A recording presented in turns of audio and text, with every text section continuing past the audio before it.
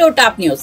TDP అధినేత Chandrababu Guntur road షోలో ప్రసంగించారు. రాష్ట్రంలో ఎక్కడికి వెళ్లినా ప్రజల్లో నవ్యోత్సాహం పొంగిపొల్లుతోందని అన్నారు.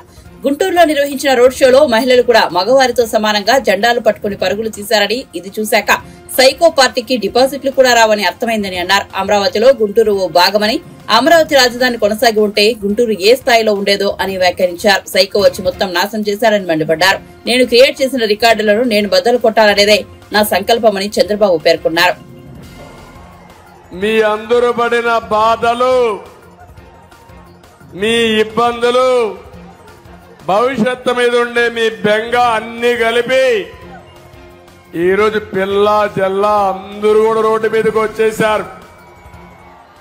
నా జీవితంలో ఎప్పుడు చూడలేదు చిన్న పిల్లలు వాళ్ళకి ఎల్లో బట్టలేసి తండ్రి భుజాల మీద ఎక్కించుకొని ఒక జెండా కూడా ఇచ్చి ఊపుతూ చంద్రన్న ఈ బిడ్డల బాధ్యత మీదే అని అన్నప్పుడు ఆ నమ్మకానికి నా జీవితం ధన్యమైపోయింది. ఏ నాయకుడైనా బతికేది నమ్మకం కోసమే బతుకుతాం, అవునా కాదా అని మిమ్మల్ని అడుగుతున్నా. ఏదైనా సంపాదించచ్చు కానీ నమ్మకాన్ని పోతే ఆ నాయకుడు మళ్లీ మనుగడ సాధించలేదు. యువత చూశాను ఈరోజు మీ యొక్క ఉత్సాహం చూస్తా ఉంటే ఆకాశానికి ఎగురుతున్నారు మీరందరూ. ఇకపోతే మా ఆడబిడ్డలు చూశాను, మగవాళ్లేనా మేమేం తక్కువ అని ఆడబిడ్డలైతే రోడ్డు మీదకి వచ్చిన విధానం చూస్తే జెండా పెట్టుకుని మగవారితో సమానంగా పోటీ పడి నడిచారంటే నాకు అనిపిస్తుంది చూసిన తర్వాత ఈ సైకో పార్టీకి డిపాజిట్లు కూడా రావు.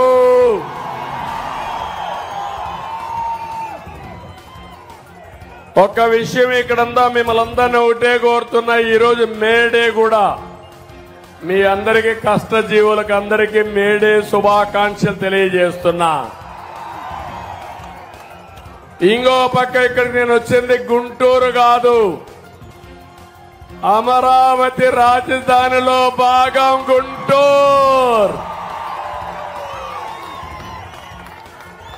తమిళలో హైదరాబాదు, సికింద్రాబాద్ ఉంటే మూడో నగరం సైబరాబాద్ నిర్మాణం చేసి దాని చుట్టూ 165 కిలోమీటర్ల ఔటర్ రింగ్ రోడ్ వేసి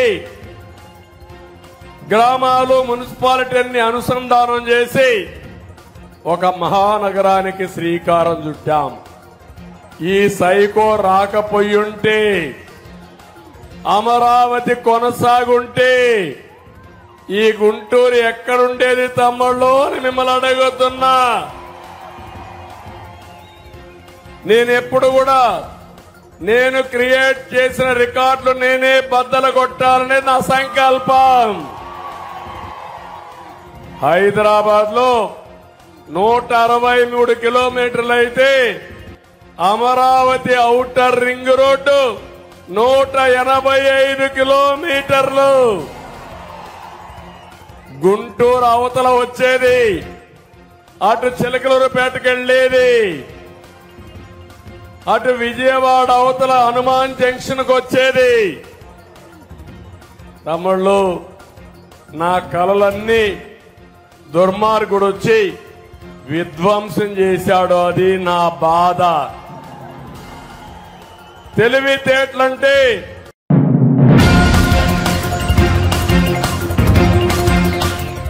13 రోజుల్లో రాష్ట్రంలో మహాసంగ్రామం జరగబోతోందని, అది పేదలకు మోసాలకు మధ్య జరిగే యుద్దమని ఏపీ సీఎం జగన్మోహన్ రెడ్డి అన్నారు. అనకాపల్లి జిల్లా పాయకరావుపేటలో ఆయన ఎన్నికల ప్రచారం నిర్వహించారు. ఈ సందర్భంగా సీఎం జగన్ మాట్లాడుతూ వైఎస్ఆర్ కాంగ్రెస్ పార్టీకి ఓటు వేస్తే పథకాలు కొనసాగుతాయని, లేదంటే మొత్తం రద్దు అవుతాయన్నారు. వచ్చేవి ఎంపీనో ఎమ్మెల్యేనో ఎన్నుకునే ఎన్నికలు కావని, 5 ఏళ్ల భవిష్యత్తు నిర్ణయిస్తాయని వ్యాఖ్యానించారు. తమ 59 నెలల పాలనలో ఎన్నో సంక్షేమ పథకాలు అందజేశామని ఆయన పేర్కొన్నారు. మొట్టమొదటిసారిగా ఎప్పుడు కూడా గతంలో చూడని విధంగా గ్రామ స్వరాజ్యానికి అర్థం చెబుతూ ఈ రోజు ఎవరైనా కూడా గ్రామంలోకి అడుగు పెట్టిన వెంటనే ఒక 4 అడుగులు ఆ గ్రామంలో అడుగులు వేస్తే చాలు ఆ గ్రామంలో ఎప్పుడు లేని విధంగా ఈ రోజు ఒక గ్రామ సచివాలయం కనిపిస్తుంది. ఏకంగా 600 రకాల సేవలు మన ఇంటి వద్దనే అవన్నీ కూడా అందుబాటులోకి వచ్చాయి. ఎప్పుడు జరగని విధంగా 60-70 ఇళ్లకు ఈ రోజు వాలంటీర్ వ్యవస్థ వచ్చి నేరుగా మీ ఇంటి దగ్గరికే వచ్చి అవ్వాతాతలకు ఇంటికి అందించే పెన్షన్ దగ్గర నుంచి పౌర సేవల దగ్గర నుంచి పథకాల వరకు కూడా మీ ఇంటికే వచ్చి చిరునవ్వుతో గుడ్ మార్నింగ్ చెబుతూ చిక్కటి చిరునవ్వుతో చెల్లెమ్మ బాగుండావా, అక్క బాగుండావా, అవ్వ బాగుండావా, తాత బాగుండావా, రైతన్న బాగుండావా అని మొట్టమొదటిసారిగా ఈ మాదిరిగా గ్రామం మారింది అనంటే అదే గ్రామంలో 4 అడుగులు ముందుకు వేస్తే అదే గ్రామంలో అక్కడే కనిపిస్తుంది విలేజ్ క్లినిక్. అదే గ్రామంలో మరో 4 అడుగులు ముందుకు వేస్తే అదే గ్రామంలో నాడు నేడుతో మారిన ఇంగ్లీష్ మీడియం బడులు కూడా అక్కడే కనిపిస్తాయి. ఆలోచన చేయమని అడుగుతా ఉన్నా. ఇవన్నీ కూడా మన గ్రామంలో ఇంతకు ముందు ఉండేటివా, ఈ మాదిరిగా జరిగేదా అని ఒక్కసారి అందరూ కూడా ఆలోచన చేయమని కోరుతా ఉన్నా. అయ్యా చంద్రబాబు 14 ఏళ్లు ముఖ్యమంత్రిగా పరిపాలన చేశానని చెబుతావు, 3 సార్లు ముఖ్యమంత్రి అయ్యానని చెప్పి నువ్వు చెప్పుకుంటావు. మరి నీ పేరు చెబితే ఏ పేదవాడికైనా నువ్వు చేసిన ఒక్కటంటే ఒక్క మంచైనా గుర్తుకొస్తుందా అని అడుగుతా ఉన్నాడు మీ బిడ్డ. 2 చేతులు పైకెత్తాలి. ఇలా ఇలా ఇలా ఇలా ఇలా ఇలా ఇలా ఇలా ఇలా ఇలా ఇలా ఇలా ఇలా ఇలా. ఒక చంద్రబాబు ఒక్కడితోనే కాదు, ఈ రోజు మీ బిడ్డ ఒక్కడే ఒకడు ఇటువైపు నిలబడి ఉన్నాడు. పేదల పక్షాన మీ బిడ్డ నిలబడి ఉన్నాడు. మంచి చేసి మీ అందరికీ తోడుగా మీ బిడ్డ ఒక్కడే నిలబడి ఉన్నాడు. అటువైపున చూస్తే అటువైపున ఓ చంద్రబాబు కనిపిస్తాడు, ఓ ఈనాడు కనిపిస్తాడు, ఓ ఆంధ్రజ్యోతి కనిపిస్తుంది, ఓ TV5 కనిపిస్తుంది, ఓ దత్తపుత్రుడు కనిపిస్తాడు. వీళ్ళందరికీ తోడు ఓ బీజేపీ, ఓ కాంగ్రెస్. ఇవి సరిపోవు అన్నట్టుగా కుట్రలు, కుతంత్రాలు, అబద్ధాలు, మోసాలు ప్రతి రోజు కూడా ఇదే జరుగుతా ఉంది. గమనించమని చెప్పి మీ అందరినీ కూడా కోరుతా ఉన్నా. అవ్వ తాతలకు ఇంటికే వచ్చే పెన్షన్ తాను ఆపి ఏమంటాడు, మనం ఆపామని చెప్తాడు. నిజంగా ప్రతి ఒక్కరు కూడా ఆలోచన చేయమని అడుగుతా ఉన్నా. అబద్ధాలు ఏ స్థాయిలో చెప్తా ఉన్నాడని. ల్యాండ్ టైటిలింగ్ యాక్ట్ విషయంలో కూడా ఇదే మాదిరిగా జరుగుతా ఉంది. ప్రతి ఒక్కరికి మెసేజ్లు పంపిస్తా ఉన్నాడు. ప్రతి ఒక్కరికి కూడా ఫోన్లు చేసి చెప్తా ఉన్నారు మీ భూములు జగన్ కాజేస్తాడు అని. అయ్యా చంద్రబాబు, జగన్ ఎలాంటి వాడో నీకు తెలియదేమో, కానీ ఈ రాష్ట్రంలో ఉన్న ప్రతి పేదకు తెలుసు జగన్ ఎలాంటి వాడో అని చెప్పి సందర్భంగా చెప్తా ఉన్నా. జగన్ భూములు ఇచ్చేవాడే కానీ జగన్ భూములు లాక్కునేవాడు కాదు నీ మాదిరిగా అని చెప్తా ఉన్నాడు. ల్యాండ్ టైటిలింగ్ యాక్ట్ అంటే ఏమో చంద్రబాబు నాయుడు గారికి తెలుసా అని అడుగుతా ఉన్నాడు మీ జగన్. అసలు ల్యాండ్ టైటిలింగ్ యాక్ట్ అనంటే దాని అర్థం ఏమిటో తెలుసా? అసలు ల్యాండ్ టైటిలింగ్ యాక్ట్ అనంటే దాని అర్థము మీ భూముల మీద మీకు సర్వ హక్కులు కల్పించడమే ల్యాండ్ టైటిలింగ్ యాక్ట్ కు సంబంధించిన ముఖ్య ఉద్దేశం. మీ భూములు 100 సంవత్సరాల కిందట సర్వే జరిగింది. బ్రిటిషర్లు ఉన్నప్పుడు సర్వే జరిగింది. దాని తర్వాత ఏ ఒక్కడు కూడా సర్వే చేసిన పరిస్థితులు లేవు. ఎక్కడా కూడా 15,000 గ్రామ సచివాలయాలలో 15,000 సర్వేలను పెట్టించి ఏ ఒక్కరు కూడా ఎప్పుడు సర్వే చేసిన పరిస్థితులే లేవు. ఆ పరిస్థితులు లేక భూములన్నీ కూడా సబ్ డివిజన్ జరక్క, భూముల కొలతలన్నీ కూడా సరిగ్గా లేక అమ్ముకునేదానికి కొనేదానికి ఇబ్బందులు పడతా ఉన్న పరిస్థితులలో ప్రజలందరూ కూడా కోట్ల చుట్టూ తిరుగుతూ, రెవెన్యూ అధికారుల చుట్టూ తిరుగుతూ వాళ్ళకు డబ్బులు ఇచ్చుకుంటూ ఇబ్బందులు పడతా ఉన్నారు అని చెప్పి ఈ పరిస్థితిని మార్చాలి అని ప్రతి ఒక్కరి భూమి మీద కూడా వాళ్లకు సంపూర్ణ హక్కులు ఇవ్వాలి అని మొట్టమొదటిసారిగా 100 సంవత్సరాల కింద జరిగిన సర్వేను మళ్ళీ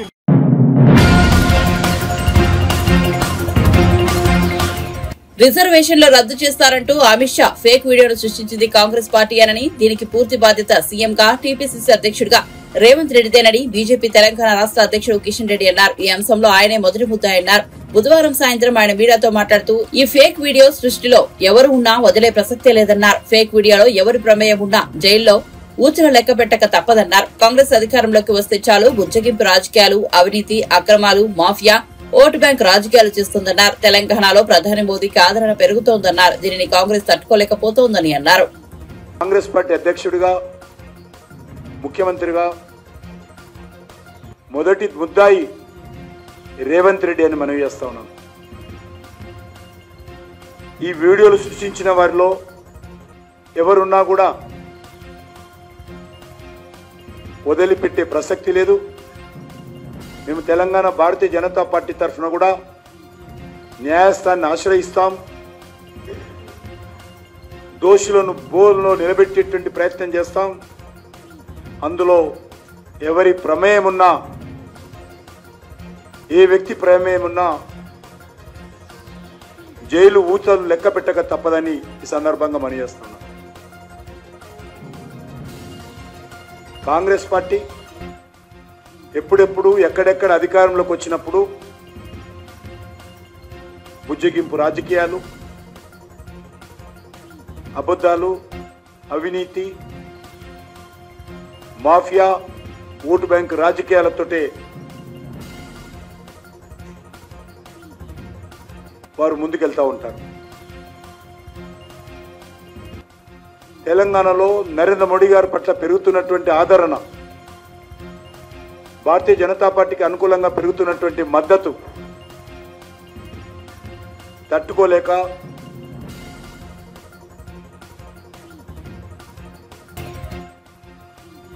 వీడియోలను కూడా మార్ఫింగ్ చేసేటువంటి, తద్వారా బురద జల్లేటువంటి దిగజారుడు రాజకీయాలకు ఈరోజు ఒక ముఖ్యమంత్రి స్థాయిలో ఉన్నటువంటి పార్టీ, అధికారంలో ఉన్నటువంటి పార్టీ వ్యవహరించడము చాలా సిగ్గుచేటు.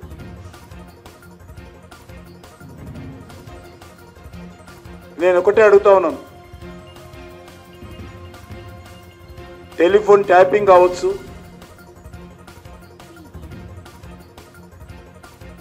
ఒక హోంమంత్రి వీడియో మార్ఫింగ్ కావచ్చు, రెండు నేరాలే.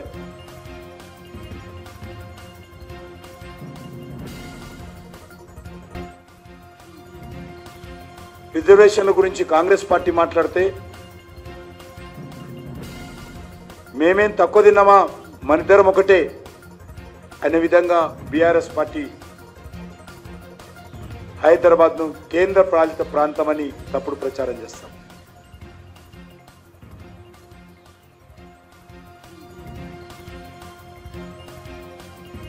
ఈ రెండు పార్టీలు ఆడుతున్నటువంటి నాటకాలను, ఈ రెండు పార్టీలు ఆడుతున్నటువంటి డ్రామాలను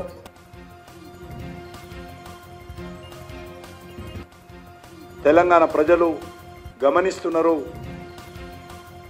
తెలంగాణ ప్రజలు చైతన్యమైనటువంటి వాళ్ళు కాబట్టే గత ఎన్నికల్లో కేసీఆర్ పోవాలనుకున్నారు. తప్పనిసరి పరిస్థితుల్లో కాంగ్రెస్ పార్టీ కొట్టేసింది. ఇప్పుడు మీ వ్యవహారం కూడా గమనిస్తున్నారు. ప్రస్తుత పరిస్థితుల్లో ఈ రాహుల్ గాంధీ నాయకత్వం దేశానికి లాభం లేదు. రాహుల్ గాంధీ పని అయిపోయింది. రాహుల్ గాంధీ ఇక పనికిరాడు. రాహుల్ గాంధీ పనికిరాడు కాబట్టి కాంగ్రెస్ పార్టీ అధ్యక్షుడు రాజీనామా చేసి పరిగెత్తిపోయిండు. కాబట్టి ఈరోజు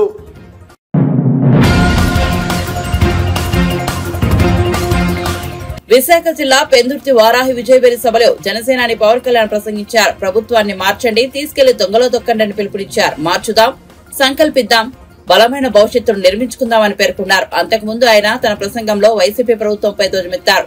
ఏ మూలకు వెళ్లినా భూ కబ్జా బాధితులు కనిపిస్తున్నారని, వైసీపీ ప్రభుత్వం 3 కబ్జాలు 6 సెటిల్మెంట్లతో ఉందని విమర్శించారు. దీనిపై మాట్లాడాల్సింది, చొక్కా పట్టి నిలదీయాల్సింది ప్రజలనని, ప్రజలు రోడ్డుపైకి వచ్చి పోరాడితే మార్పు తథ్యమని పవన్ కళ్యాణ్ స్పష్టం చేశారు. అంతే తప్ప తాను ప్రసంగిస్తుంటే ఎరుపు కండువాలు విసిరితే ప్రయోజనం లేదని పవన్ అసంతృప్తి వ్యక్తం చేశారు. ఇది విసిరితే ఏమొస్తుంది, హుషారు వస్తుంది మీకు? అంటే మా ఆడపడుచులు చేయలేరా, మా యువతులు చేయలేరు అనుకుంటారు, మీరు ఒక్కలే చేయగలరు అనుకుంటున్నారు? వాళ్ళకి హుషారు లేదనుకుంటున్నారా?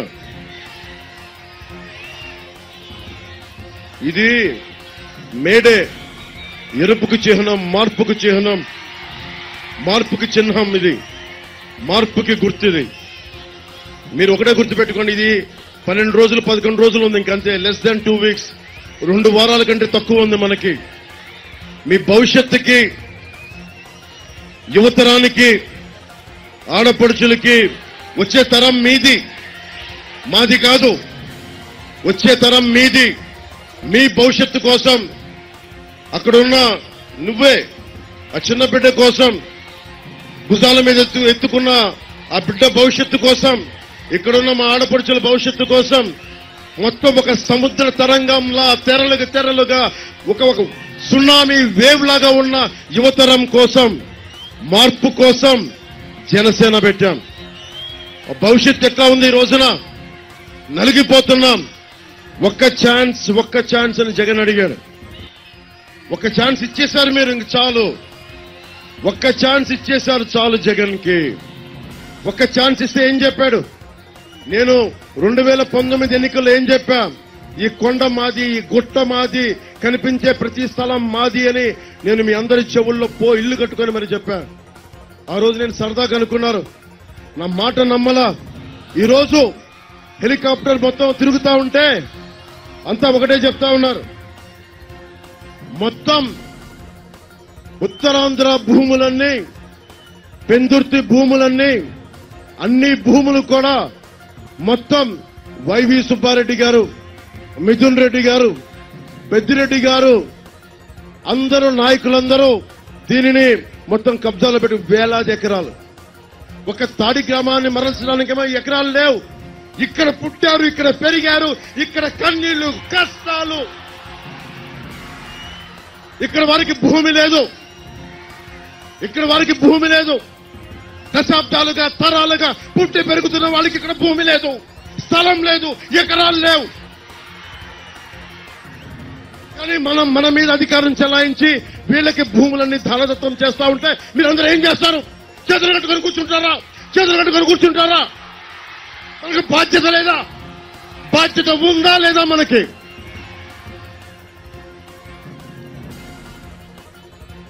వైసీపీ ప్రభుత్వం 3 కబ్జాలు 6 సెటిల్మెంట్లతో ఉంది. వైసీపీ ప్రభుత్వం 3 కబ్జాలు 6 సెటిల్మెంట్లు. ఏ మూలకెళ్ళు ఇదే మాట. అన్న మా ఆస్తులు దోచేశారన్నా, జనవాణి కార్యక్రమంకి వెళ్తే మా పంచగ్రామాల సమస్య కుదరదు కానీ, ఇన్ని వేల మంది పనున్న పంచగ్రామాలకి కుదరదు కానీ, సింహాద్రి అప్పన్న భూముల మట్టుకు ప్రైవేట్ వ్యక్తులకి దానదత్తం చేస్తారు. ఎవరో మాట్లాడతారు ఇది? ఒక్క పంచకల రమేష్ గారు మాట్లాడలేరు, ఇది సీఎం రమేష్ గారు మాట్లాడలేరు. మీరు రోడ్ల మీదకొచ్చి చొక్కా పట్టుకొని నిలదీయకపోతే, మార్పు కోసం మీరు ముందుండి నడిపించకపోతే,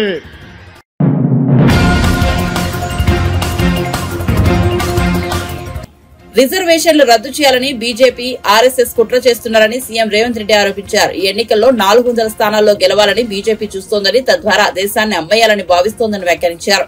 ఎన్నికల ప్రచారంలో భాగంగా జగిత్యాల జిల్లా కోరుట్లలో నిర్వహించిన జనజాతర సభలో రేవంత్ మాట్లాడారు. అందుకే 400 సీట్లు తీసుకొని రాజ్యాంగాన్ని సమూలంగా మార్చి రిజర్వేషన్లను రద్దు చేయాలని ఈ రోజు ఆర్ఎస్ఎస్, బీజేపీ కుట్రలో భాగంగా ఈ రోజు వాళ్ళు ప్రయత్నం చేస్తూ ఎస్సీ ఎస్టీ రిజర్వేషన్లు రద్దు చేస్తే వీళ్ళందరూ ఎక్కడికి పోవాలి? చదువుకుంటున్న పిల్లలు ఏం చేయాలని నేను అడుగుతున్నాను. అందుకే నేనన్నా, కుదరదు, మీరు కుట్రలు చేస్తుండ్రు, మీ కుతంత్రాలను తిప్పి కొడతామని వాళ్ళ రాజకీయ ఎజెండా మీద నేను బహిరంగంగా మాట్లాడిన. భారతీయ జనతా పార్టీని ప్రశ్నిస్తే ఈ దేశ ప్రధానమంత్రి నరేంద్ర మోడీ, ఈ దేశ హోంశాఖ మంత్రి అమిత్ షా నా మీద పగబట్టి ఢిల్లీలో కేసు పెట్టిండ్రు. ఎవరయ్యా ఫిర్యాదుదారంటే కేంద్ర హోంశాఖను స్వయంగా పోయి రేవంత్ రెడ్డి బీసీలను, ఎస్సీలను, ఎస్టీలను జాగృతం చేస్తుండు. వాళ్ళ రిజర్వేషన్ల రద్దు మీద ఊరూరు తిరిగి ప్రచారం చేస్తుండు. ఆయనను అర్జెంట్ గా అరెస్టు చేయాలని ఢిల్లీలో కేసు పెట్టిండ్రు. ఒకవేళ నేను మాట్లాడింది తప్పైతే ఈడ బీజేపీ నాయకులు లేరా? ఈడ మీ ఎంపీ ధర్మపురి అరవిందే బీజేపీ కదా, పక్కన బండి సంజయ్ బీజేపీ కదా, ఆ పక్కన కిషన్ రెడ్డి గారు కేంద్ర మంత్రి కదా. తెలంగాణలో ఎందుకో కేసు పెట్టలేదు, ఎందుకో ఫిర్యాదు చేయలేదంటే ఈడీ, ఇన్కమ్ ట్యాక్స్, సిబిఐ కాదు, ఈ రోజు ఢిల్లీ పోలీసులను కూడా ఉపయోగించి మనల్ని భయపెట్టాలని చూస్తున్నారు. కేసులకు భయపడతామా సోదరులారా? మీ సోదరుడు మీ రేవంత్ అన్న కేసులకు భయపడతాడా? చంద్రశేఖర్ రావు చెర్లపల్లి జైలుకు తోలితే భయపడ్డామా? చెంచల్గూడ జైల్లో బంధిస్తే భయపడ్డామా? తిరగబడి కొట్లాడినాం, కేసులు పెట్టినోని ఇవాళ పండబెట్టినాం, కోతి తీసి పాతి పెట్టినాం. నేను అదే మాట చెప్పదలుచుకున్న బీజేపీ నాయకులకు, మీరు ఢిల్లీలో పోలీసులు ఉండొచ్చు, ఈడీ ఉండొచ్చు, ఇన్కమ్ ట్యాక్స్ ఉండొచ్చు, సిబిఐ ఉండొచ్చు, మీ దగ్గర, నా దగ్గర 4 కోట్ల తెలంగాణ ప్రజలను, 50 లక్షల తెలంగాణ యువకులు ఉన్నారు. మరి ఇవాళ గుజరాత్ నుంచి వాళ్ళిద్దరు కూడా బయలుదేరి నిన్నటికి నిన్న మోడీ గారు వచ్చారు. ఆయన ఈ దేశ ప్రధానమంత్రి, ఆయనను గౌరవించాల్సిన బాధ్యత మన మీద ఉన్నది. ఒక ప్రధానమంత్రిగా, వయసులో పెద్దవాడిగా, 13 సంవత్సరాలు ముఖ్యమంత్రిగా, 10 సంవత్సరాలు ప్రధానమంత్రిగా చేసిన నరేంద్ర మోడీ గారిని, వయసులో చిన్నవాడిని, మొదటిసారి ముఖ్యమంత్రి అయిన వాడిని తప్పకుండా వారిని గౌరవిస్తా, వారు ఎదురు పడితే నమస్కారం కూడా పెడతా. కానీ నరేంద్ర మోడీ గారు ఈ దేశ ప్రధానమంత్రిగా కాకుండా గుజరాత్ వాడిగా తెలంగాణకు వచ్చి తెలంగాణలో మనల్ని తిట్టిండు, మనల్ని శాపించిండు, మనల్ని దెబ్బతీయాలని కుట్ర చేస్తున్నాడు. పార్లమెంటులో తెలంగాణ రాష్ట్రం గురించి కాంగ్రెస్ తలుపులు మూసి లైవ్లు కట్ చేసి తెలంగాణ ఇచ్చింది. తల్లిని చంపి బిడ్డను బతికిచ్చిందన్నారు. తెలంగాణను అవమానిస్తావు, తెలంగాణకు నిధులు ఇవ్వవు, తెలంగాణకు నీళ్ళ కేటాయింపులు ఇవ్వవు, ఇవేవి చేయకపోను ఇవాళ ధైర్యంగా వచ్చి తెలంగాణలో ఓట్లు అడుగుతున్నాడు నరేంద్ర మోడీ గారు. హైదరాబాద్ లో ప్రెస్ మీట్ పెట్టి ఏ విధంగా రాజ్యాంగాన్ని రద్దు చేయాలనుకున్నారో, రాజ్యాంగాన్ని రద్దు చేయడం ద్వారా, రాజ్యాంగాన్ని సమూలంగా మార్చడం ద్వారా ఎట్లా రిజర్వేషన్లు దెబ్బతీయాలనుకున్నారో ఆధారాలన్నింటిని కూడా మీడియాకు విడుదల చేస్తా. మీరు మీ పార్టీ 2000 సంవత్సరంలోనే రాజ్యాంగాన్ని సమూలంగా మార్చడానికి కమిషన్ ను నియమించిండ్రు. మీరు గెజిట్ నోటిఫికేషన్ ఇచ్చిండ్రు. 2000 సంవత్సరంలో రాష్ట్రపతి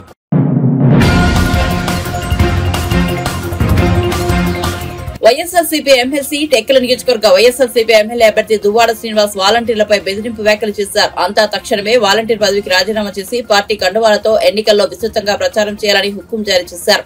శ్రీకాకుళం జిల్లా టెక్కల్లో బుధవారం నిర్వహించిన నియోజకవర్గ స్థాయి కార్యకర్తల సమావేశంలో ఆయన వ్యాఖ్యలు చేశారు. ఇంకా రాజీనామా చేయని వైఎస్ఆర్సీపీ కండువాను వేసుకుని వాలంటీర్లు తమకు పనిచేయరని హెచ్చరించారు. అలాంటి వారు జూన్ 5 నుంచి కొనసాగరని స్పష్టం చేశారు. ఎవరైతే రాజీనామా చేసి తాను చెప్పిన పద్ధతుల్లో తిరుగుతున్నారో వారే వాలంటీర్లుగా కొనసాగుతారని తేల్చి చెప్పారు. ఇప్పటి వరకు రాజీనామాలు చేయని వారు ఈ నెల 3లోగా రాజీనామా చేయకుంటే వారి తమకు అక్కర్లేదని, వారితో పని లేదని, వారిపై దృష్టి పెట్టే అవసరమే లేదని వెల్లడించారు. వారి స్థానంలో వేరొకరు వస్తారని చెప్పారు. వారి రిపోర్టులు తమకు తెలుస్తాయంటూ బెదిరింపులకు దిగారు.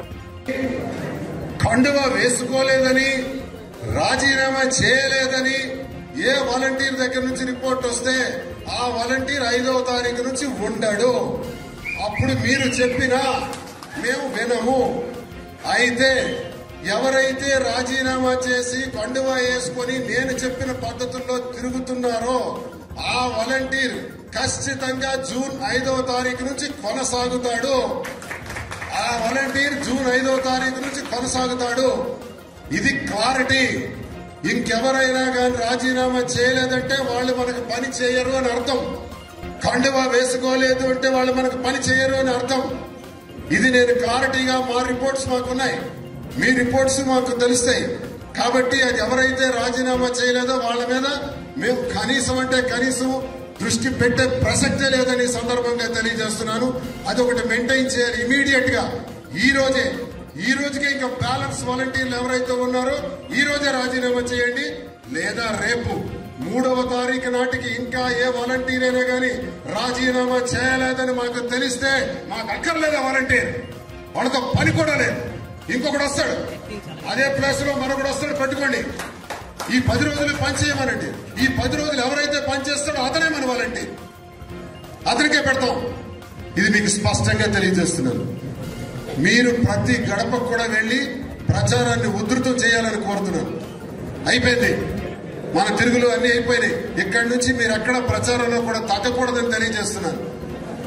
పోలింగ్ నాడు కూడా మళ్లీ మనం సమావేశం ఇంత విస్తృతంగా పెట్టుకోవడానికి అవకాశం ఉండకపోవచ్చు.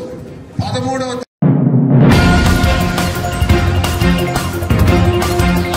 టీడీపీ జాతీయ ప్రధాన కార్యదర్శి నారా లోకేష్ సతీమణి బ్రాహ్మణి మంగళగిరిలో బుధవారం ఎన్నికల ప్రచారం నిర్వహించారు. మంగళగిరిలోని ఐటీ ఉద్యోగులతో కాసేపు ముచ్చటించారు. రాష్ట్రంలో ఏ ప్రభుత్వ హయాంలో అభివృద్ధి జరిగిందో ఆలోచించి భవిష్యత్ తరాల కోసం ఓటేయాలని కోరారు. It is because technology companies offer a fantastic opportunity for everyone, including women in specific. Nenu engineer and I also know the benefit of technical education. We all know that Chandrababu Naidu Garu was the first in the country to introduce reservation for women in professional education in general. It could be the medical field or it could be the engineering field. Lokesh was very passionate about bringing technical companies here. నేను గత 3-4 డేస్గా చాలా మంది మహిళలతో మాట్లాడుతున్నాను, చాలా మంది ఫ్యామిలీస్తో మాట్లాడుతున్నాను. వాళ్ళంతా చెప్పేది ఏంటంటే ఇక్కడ జాబ్ సరిగా దొరకట్లేవు. అదే కాకుండా if they want to get their children skilled in specific areas, they have to send them all the way to Hyderabad. It's very expensive for them to do that. Jobs also they're not able to get here locally, so they're having to get their children employed there, which is a very sad situation because most parents want their children to be around over here. We want our state to flourish. We want our capital region to flourish, and especially E3 capitals mess wala. A lot of it is dislocated. A lot of companies that were supposed to come to the IT park here in Mangalgiri haven't come.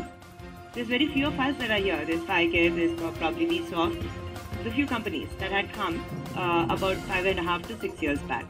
So we haven't seen any progress in that space, though we have so much fantastic talent of people in technology. So we're really passionate about it, about the cause of development, especially in the technical space, in the technology space. We want our state to be number one. That's Chandrababu Naidu Garu's and Lokesh's vision as well. We want our Mangalgiri to do well. It's the capital region. We have to prosper. We have to be like another Hyderabad. FiCare అనే కంపెనీని మంగళగిరికి తీసుకురావడం జరిగింది. ఏదైతే ఒక చాలా చిన్న ఆపరేషన్గా మొదలైందో ఈరోజు ఈ ఒక్క ఆఫీస్లోనే 630 కన్నా ఎక్కువ ఎంప్లాయీస్ ఉన్నారు. అందులో ప్రజలనే నాకు చాలా గర్వంగా ఉంది. ఈ కంపెనీ ఎంత బాగా చేస్తుందంటే వాళ్ళు రాబోయే కొన్ని సంవత్సరాల్లో మంగళగిరిలోనే 1000+ ఎంప్లాయీస్ కి స్కేల్ అవుతారు. ఇలాగా ఎన్నో ఐటీ కంపెనీస్ని తీసుకురావడం జరిగింది మంగళగిరికి. అదే కాకుండా లోకేష్ గారు ఇక్కడ మంగళగిరిలో ఒక ఐటీ పార్క్ని శాంక్షన్ చేయించి వేరే కంపెనీ కూడా తీసుకురావడం జరిగింది. ఎవరైతే ప్రాసెస్లో ఉన్నారో వాళ్ళు రాలేదు, దాని తర్వాత ఏమీ డెవలప్మెంట్ అవ్వలేదు. కానీ మన మంగళగిరిలో మనం ఎక్కువ కంపెనీస్ తీసుకురావాలనేది ఆయన ఆశయం. ప్రత్యేకంగా ఇలాంటి కంపెనీస్ అయితే మహిళల్ని ఎంకరేజ్ చేస్తాయి, వాళ్ళకు కూడా ఒక ఆదాయం వచ్చేటట్టు చేస్తాయనేది ఆయన కోరిక. So I'm really proud. FiCare అనే కంపెనీ ఇక్కడ చాలా బాగా సక్సెస్ అయ్యి చాలా మంది మహిళలకి ఎంప్లాయ్మెంట్, ఒక గౌరవమైన జీవనోపాధి కల్పిస్తుందని. Many more will come going forward. And yes, తప్పకుండా అందరూ మహిళలు, ప్రత్యేకంగా ఎడ్యుకేటెడ్ మహిళలు చాలా బాధ్యతగా ఆలోచిస్తారు. అందుకే వాళ్ళ చుట్టూ ఉండే వాళ్ళని నేను ఎంకరేజ్ చేసేది ఏంటంటే మీరు అందరినీ వాళ్ళ ఓటు హక్కుని వినియోగించమని తప్పకుండా చెప్పాలి. అదే కాకుండా మన భవిష్యత్ తరాలు బాగుపడాలంటే, మన ఆంధ్ర రాష్ట్రం బాగుపడాలంటే తప్పకుండా సరిగ్గా ఆలోచించి ఓటు వేయమని అందరికీ చెప్పాలి.